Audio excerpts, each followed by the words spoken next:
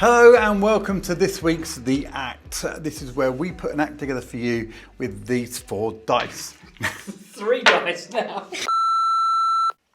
Hello and welcome to this week's The Act. This is where we put together an act for you with these 4 dice. Now actually this week we're only going to need 3 of them because we're not going to need this one, the money one, because, well, we'll come back to that in a second. So we're going to roll the dice and we're going to see what comes up and then, is this what I think it is? I've heard about this. Dearie me. So this is what Jamie calls the caveat. The caveat. And it's, let's have a little look. A family Halloween show. So we need... Bad pumpkin. With a very bad... Is it a pumpkin? Yeah. Okay, so actually, we don't need any of the dice. Because we've got to come up with a family Halloween show. Now, there's no restrictions here and there's no price needed because this is only going to cost you £4.99 because we're going to be picking things on Unlimited. So if you already own Unlimited, if you're already part of Unlimited, then you're not going to need to pay anything extra because we're going to go through and have a look. So a family Halloween show from Unlimited. Now, does this mean, I don't know if Jamie's going to answer this or not, does this mean I've got to pick specifically scary tricks or can I take other tricks and do something scary with them? Anything you want. So you can take a random trick and tell us how you would turn it into a Halloween trick, or we do have a bizarre section, so you can go to that section. It's up to you. Okay, so let's have a little look on here and see what we're going to... Oh, Spooky Week 2025. Let's see what we can find. Okay, let's have a look here.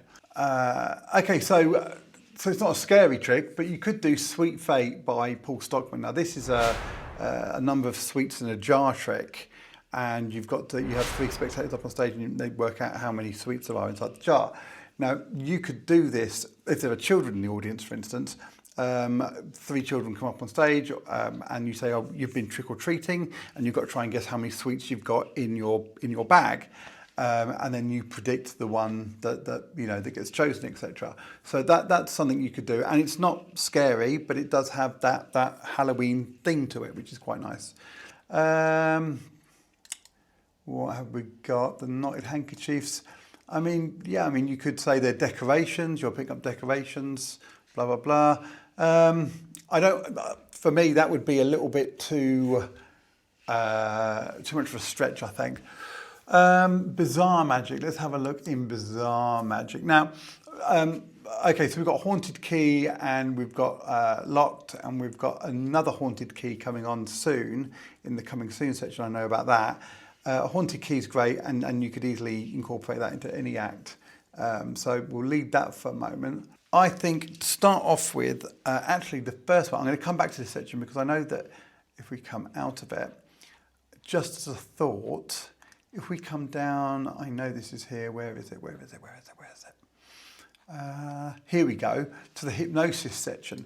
Now, what I'm about to tell you, don't be put off here, this is not hypnosis, but it's something that the hypnotists use before they're starting really. And it is called set piece. There it is. Introduction to set piece. Now this is, when I used to do hypnosis in Spain, this is how I would always open my act. And I would always tell people it was to find the people who are suspectable and... Why don't you do it to people at home? Because they can do it. Oh, I haven't done this for years. Okay, well, your eyes literally just lit up then. So admittedly, I'll do it quite quickly with you. But I would say to people, I want to find out. So I'd get like 10, 15, 20 people up on stage. And I would say, right, you're my volunteers. Not all of you are going to stay. We're going to see who is in the right frame of mind for being hypnotised. And then I would get them to do it, and I get all the audience to do it as well. It's a lovely little piece. So you get everyone to hold their hands out like this, open their fingers, put their fingers together, and then some people do it with their thumbs, some people do it with the 2 fingers like this. I did it with the 2 fingers like this. So if you're at home now, take your fingers, lock them together like this, hold them really, really tight, and then you can open your fingers like so. Now there's another thing you can do here as well. I'm not sure which one Anthony does here, but I'll talk about this one first of all. And I would say you're here, and then I would say I want you to concentrate on my voice and imagine someone is wrapping a string around your fingers like so, and the more you do it, the more you feel it, and the fingers will come together. Then we get them to go like this and hold their hands straight and hold it out in front of them, so you can do that. And then while I'm talking, I just want you to imagine your hands are getting tighter and tighter together. I want you to imagine they're glued, they're stuck, there's super glue in there, you've got ropes around them, whatever you need to do to make them tighter and tighter and tighter. And we're going to do this, you're going to hold your hands, keep holding your hands, don't let go, keep holding them, getting tighter and tighter and tighter, just holding them there, just holding it as much as you can. You're going to feel it getting tighter. The more you feel it getting tighter, it's going to get 1,000 times tighter, it's going to get 10,000 times tighter.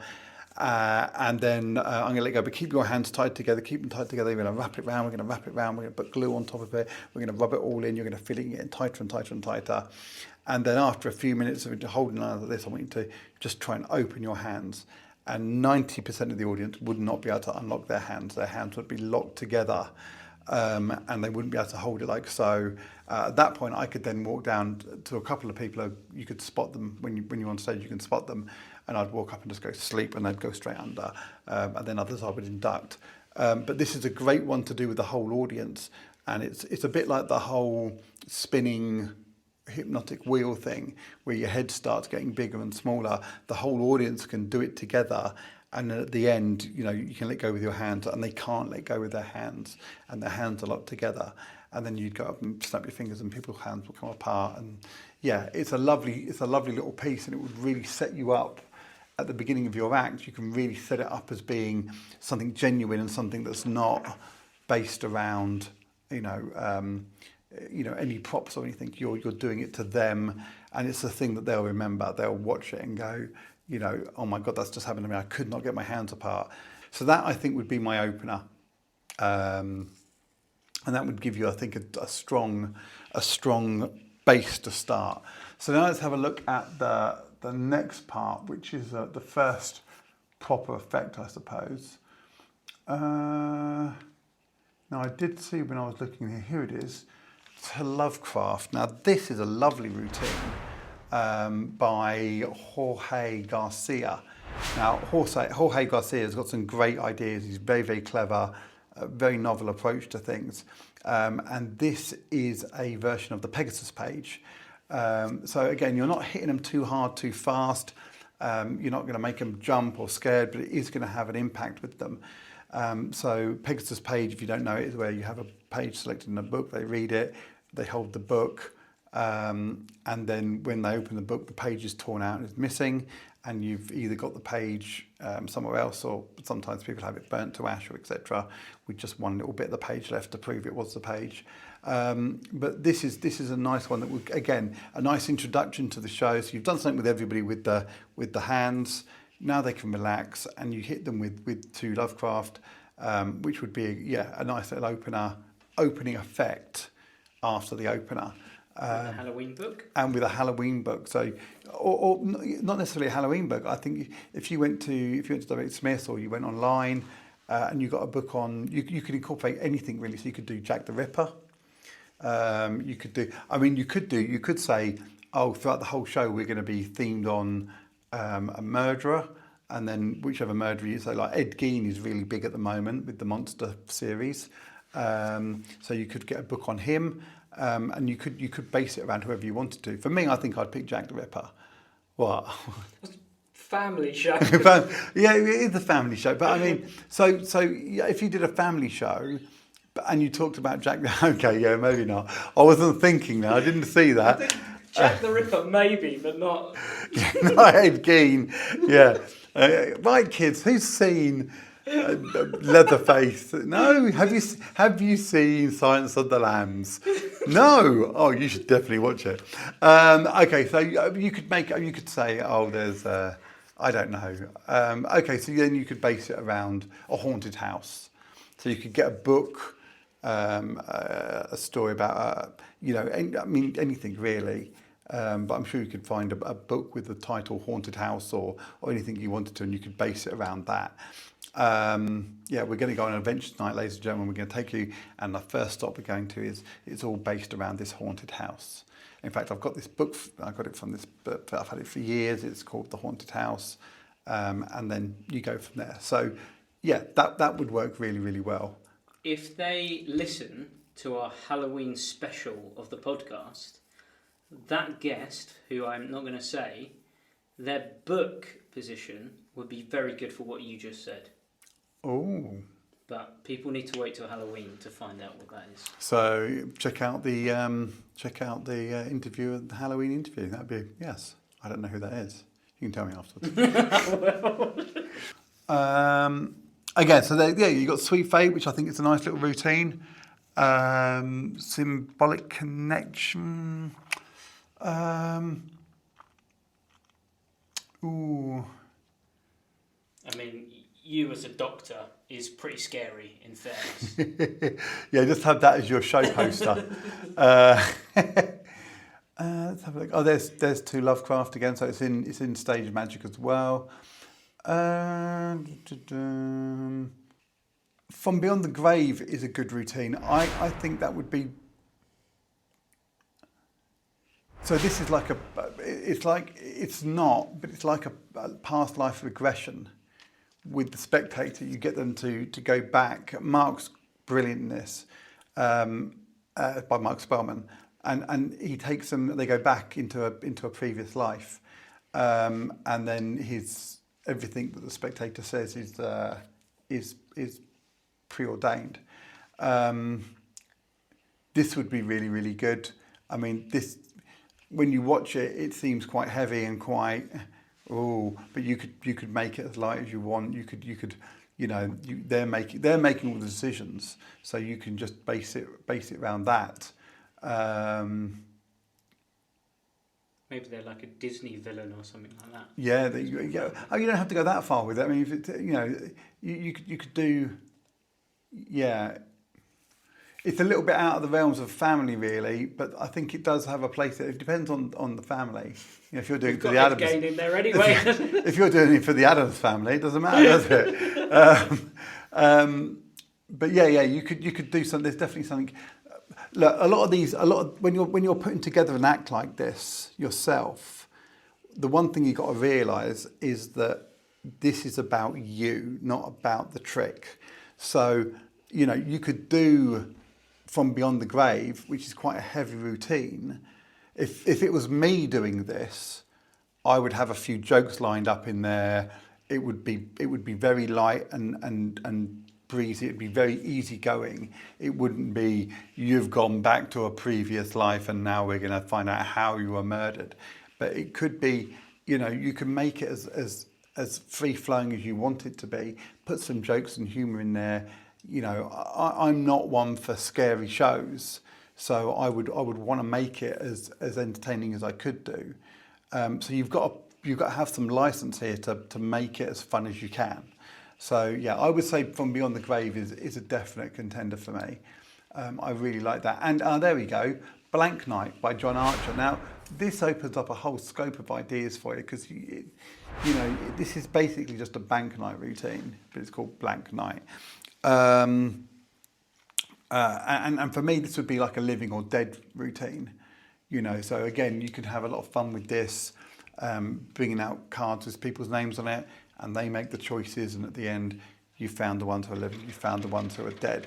Let's also just stop for a second. Just remember, people might be thinking, "Oh, this is all quite dark and gloomy," but it is a Halloween show, so you are allowed to talk about death and zombies and vampires and whatnot. I mean, there's the perfect thing. If I was doing Blank Night, and this is again because this has just been given to me right now. So if I was doing Blank Night, I would bring out say however many cards, yeah, and I would say I'm going to show these cards to you one at a time, and blah blah, and do the separation process. And then when you turn over these cards, they all say human, but when they turn over these cards, they'll say vampire, zombie, things like that. So it doesn't have to be about blood and guts and gore. It could just be, boom, you're the monster hunter. You're going to be my monster hunter, but you've got to know who the monsters are, and then you bring them out. Ed Gain, definitely a monster. No, you bring out this one, this one, this one, this one, this one, and you're separating these ones out. Okay, so we've got these. You've got these. You chose how to separate them. Let's have a look at this one. This one's Sally. She's a kid. Boom. This one. Boom. Kid. Oh yeah, you got them all. These are all great. You found them. You found some. The doctor. You found the policeman. You found. They're all human. That's brilliant. What have you got over here? You picked Ed. Oh, that's he's the vampire. This is the zombie. This is the whatever, the mummy. This is the whatever. And so you've got all these monsters, and then you've got all the humans over here. I think that's an excellent choice. I think that would be a really, really good and very entertaining. Now imagine as well, if you got, say you had 6 of each card, and you got 12 people up on stage with you, and you said, right, so you're going to choose this one goes to this person. All these people over here, turn your cards around, they will say human, thank you very much. You can all go and you can keep those cards, go and sit down. These 6 people over here, when you turn it over, what's yours, vampire? Can you act like a vampire? Or yours says zombie, can you act like a zombie? You can have a bit of fun with that as well. So you can make it as entertaining and as silly as you want to. Just because it's a Halloween show doesn't mean it has to be, jump scare, frightening, loud noise, whatever, creepy. Yeah, you can make it however you want to. So yeah, I would say Blank Night is a definite choice. So I've written them down here, which ones we've chosen out there. For me, I think I would start with the set piece, with the hands. That would be my opener. And then from there, I think I'll probably go to Jorge Garcia's The Lovecraft. And then I would do the From Beyond the Grave. And then I would close out with the Blank Night routine. Because you could potentially end up with a few people on stage with you. You can send them all back. There's nothing better than finishing the act, sending a big number of people back to the audience and taking your bow at that point. So I think that would be where I'd go. That's a nice progression of routine. That's a nice selection of different tricks that don't come back on each other. Plus on top of that, you've also got Sweet Fate. So you've also got, that's another great one that you could add into there as well if you need to fill a few more minutes. Yeah, that's a really strong routine. And they're all available on Unlimited, so you don't have to pay anything. You can go on Unlimited, you can learn them all right now, and all that for $4.99 a month. That's a bargain, isn't it? Yeah, it's a good bargain. Absolute bargain. So coming in here expecting to probably do something with sponge balls and card tricks and whatever. And then I'm given Family Halloween Show. Good luck with that, Goodman. And yeah, that's nice. Thank you very much. So set piece, don't forget to look at the magnetic hands. To Lovecraft by Jorge Garcia, and then From Beyond the Grave by Marc Spelmann. We've got Paul Stockman's Sweet Fate, and then closing out with Blank Night by the ever amazing Mr. John Archer. So that's a very, very strong lineup. I will add one more as well, Thief in the Dark by Marc Spelmann. I did have a little sneak peek of that when we turned off the camera and I was writing them all down. Thief in the Dark, which is a sneak thief routine. That's really, really good as well. So yeah, well worth checking that out as well. But there we go, check them out, have a little look and see how you're getting on.